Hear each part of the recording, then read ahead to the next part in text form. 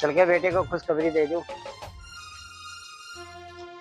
फैजान, ओ बेटे फैजान, बेटा फैजान। हाँ पापा। बेटा फैजान, ये लड़की देख कैसी है। अरे पापा आपने देख लिया बस हो गया ना, अभी मैं क्या देखूं। आज के डेट में लड़का की रजामंदी बहुत जरूरी है। ठीक है, और क्या दिखाइए फिर।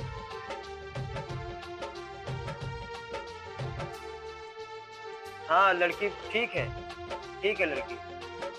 ठीक है, तेरे को लड़की पसंद है, मामला डन करूं। हाँ ठीक है, डन कर दीजिए, और क्या। हाँ हेलो, मेरे लड़का को आपकी लड़की पसंद आ गई है, 4 दिन के बाद बारात ला दो। तो पापा सेहरा के लिए ऑर्डर दे दूं मैं अपने लिए। क्या अपने लिए? मैं अपनी शादी की बात कर रहा हूँ। मंगल भाई।